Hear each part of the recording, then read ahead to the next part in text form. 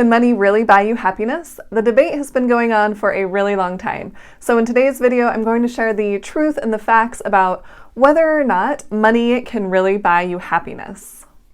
I'm Tiffany Thomas with WealthyTiffany.com, and I have invested in real estate and in the stock market to become a millionaire and become financially free. But has money really brought happiness to my life? That's what we're going to find out.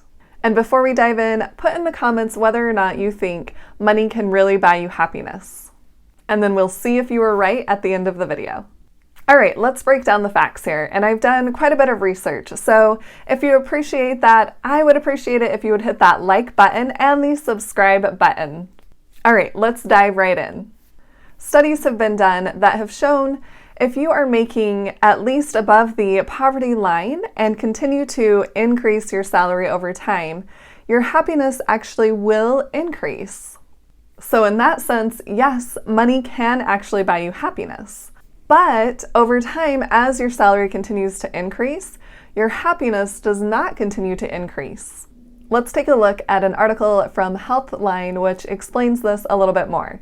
So there was a study done in 2010 based on a group of 450,000 respondents. And it stated that if they were making an income up to $75,000 per year, that they would feel more satisfied with their lives. But this only looked at people in the United States. So there was another study done in 2017, which surveyed people from around the world and resulted in similar findings. According to those results, emotional well-being may be reached when a person earns between $60,000 and $75,000. Satiation may occur when a person earns around $95,000. So essentially, once your basic needs are met and you are making around $75,000, then when your salary continues to increase, your happiness tapers off around that $95,000 mark. And just to show you a little more research which has been done, this is posted on time.com, and this is from Dan Gilbert, who wrote Stumbling on Happiness. And he said some research shows that going from earning less than 20 grand a year to making more than 50 grand makes you twice as likely to be happy. Yet the payoff for then surpassing that $90,000 is slight. So that kind of goes along with the other findings that we've seen. It tapers off around that $90,000, $95,000. It turns out money can buy you happiness, but only up to a certain degree. But here is something else. Studies have been done that show what you are spending your money on can bring you more happiness. So let's talk about that for a minute. For me personally, I know that spending my money to become financially free has brought me such great happiness and joy. And by that, I mean investing in real estate properties and in the stock market, because investing in those things has really created that financial freedom and that time freedom for me, which means I can spend money on things that I want to be spending it on and spend my time on things that I want to be spending my time on. And I really like this saying, the best thing you can spend your money on is financial freedom. And regarding time freedom, if there are things that you really don't like to do or just not really good at doing them, then you can actually spend money to have someone else do that task, and it frees up your time to do something that you enjoy more, or even frees up your time to make more money to spend on things that would really bring you more happiness. For example, if you really don't like cleaning your house, you could hire a maid and spend your money on that. And then when your maid is cleaning your house, you can actually spend your time doing something that would bring you more happiness. Also, for me, I found that when I spend my money on experiences rather than things, that increases my happiness. There's an article from entrepreneur.com which highlights 7 different reasons that spending your money on experiences rather than things will actually increase your happiness. So let's take a look at this article. The first reason that he shares is that happiness over material items quickly fades. And I know this has been true for me. I used to spend a lot of money on clothes or shoes, and I would get excited about it in the beginning and wear the shirt a couple of times. And over time, that happiness started to fade away. and I would purchase another outfit and another and another. And that happiness just wasn't lasting. And the reason for that is, he states, one of the enemies of happiness is adaptation. We buy things to make us happy and we succeed, but only for a while. New things are exciting to us at first, but then we adapt to them. Our experiences are a bigger part of ourselves than our material goods. You can really like your material stuff. You can even think that part of your identity is connected to those things, but nonetheless, they remain separate from you. In contrast, your experiences really are a part of you. We are the sum total of our experiences. And the second one he mentions is experiences define your purpose and passions. Your daily activities should be guided and influenced by your purpose and your passions, not your material possessions. And I have seen this in my own life. My experiences and my passions do bring me happiness. For example, creating these YouTube videos for you guys. This is one of my passions, and I love sharing this knowledge with you. And as I do that, my happiness continues to increase. And then number 3 from the article is possessions don't contribute to social relationships. We consume experiences directly with other people, and after they're gone, they're part of the stories that we tell to one another. And another thing that brings happiness is actually having relationships with people, interacting with one another. But I know for sure that when I talk to my friends, we talk about the trips that we've taken, the experiences that we've had together, and we get so excited about them, and it really does bring that joy and happiness. And then number 4, moments are memorable. While experiences are designed to be fleeting, they provide high level of arousal and memorability thanks to anticipation.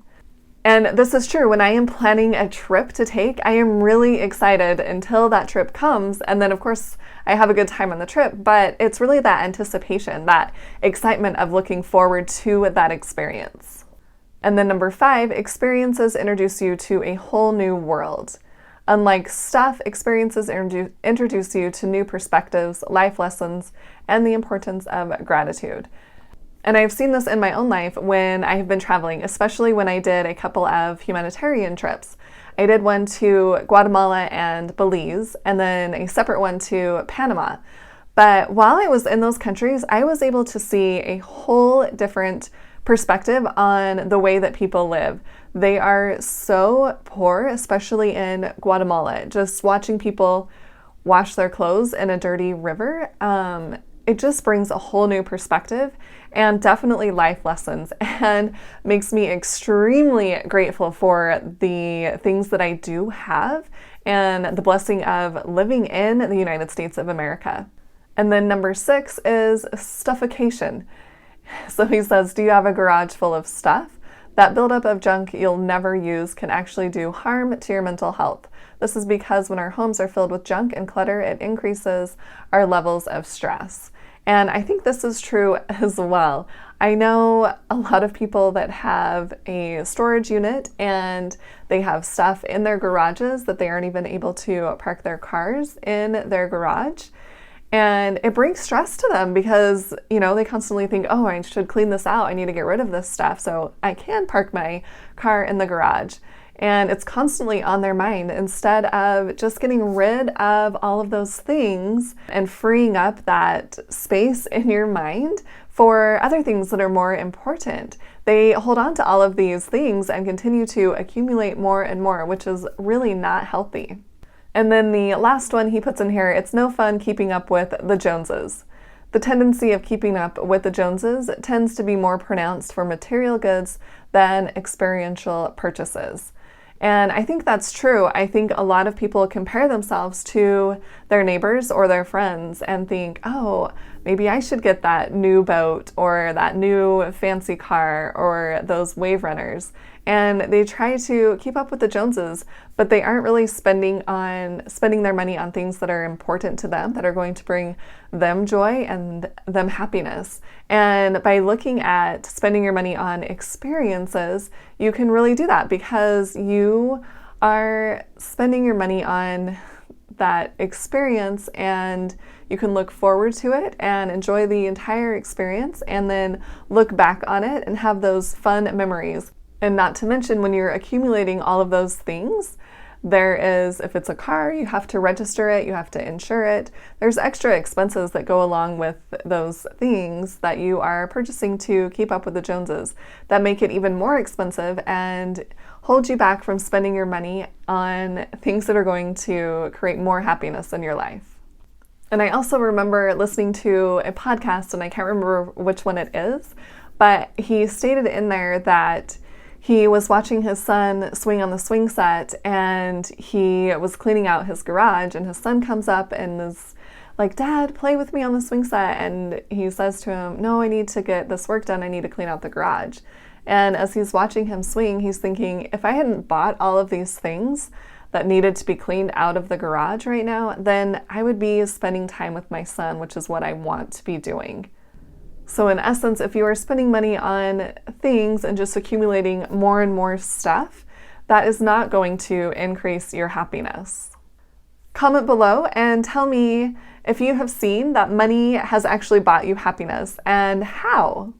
Hopefully you found this video helpful, and you can see that money can essentially buy you happiness to a certain degree, and that what you're spending your money on can bring you happiness, or it can do the opposite. So if you found this video helpful, please hit that like button and share it with someone else who would like to hear this information.